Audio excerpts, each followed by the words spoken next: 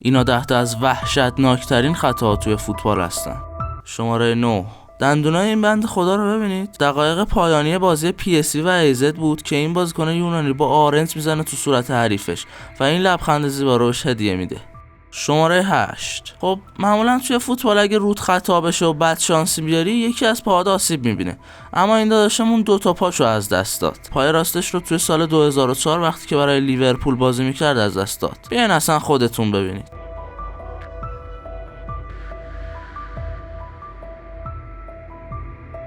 شاید از این زاویه چیز خاصی به نظر نرسه، ولی بذارین یکم بریم جلوتر و از این زاویه خطا رو ببینیم. و اما پای راستش 2 سال میریم جلوتر، یعنی 7 جون 2006 بازی فرانسه مقابل چین. این مدافع چینی باعث میشه که کوزه دوباره مصدوم بشه، اما خوشبختانه این بار بعد 4 ماه به بازی برمیگرده.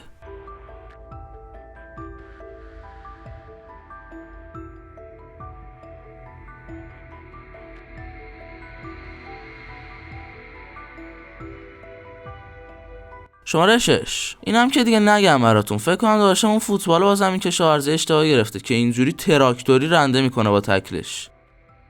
شماره 5. خب خدا رو شکر خطای قبلی عواقب خاصی نداشت، ولی این یکی دروازه‌بانو به بیمارستان فرستاد. تو سال 2022 به نظر میاد که همه چی داره خوب پیش میره و یه برد تمیز برای تیم لهستان رقم میخوره، تا اینکه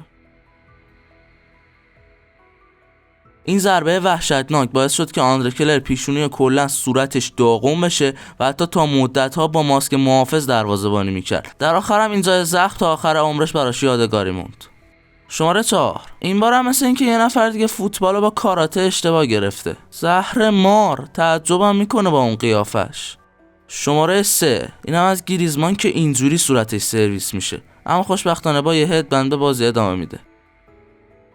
شماره 2. میریم به 23 فوریه 2008 بازی بیرمینگام مقابل آرسنال. بازی حساسی بود و تو دقیقه سوم همه شوک میشن. چرا؟ چون ادواردو و تیلور این صحنه دلخراش رو رقم میزنن. شاید به نظرتون این خطا زیاد دردناک نبوده باشه، ولی در همین حد بهتون بگم که این صحنه اینقدر دلخراش بود که از تلویزیون پخش نشد. تیلور اخراج شد، 3 بازی هم محروم شد و ادواردو هم تحت عمل جراحی قرار گرفت و دیگه بازیکن سابق نشد.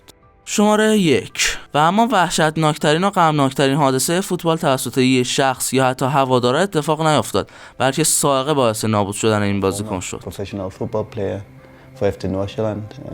I was living the dream and then one day in a game I got struck by lightning during the game and I was hit so hard that I was dead for 41 minutes.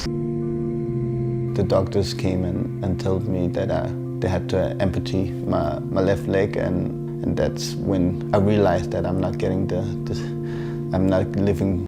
خب بچه‌ها مرسی که این ویدیو رو دیدید. اگه میخواین رازهای زندگی رونالدو که کمتر کسی میدونه رو بدونید، این ویدیو رو ببینید. تا ویدیو بعدی، see you.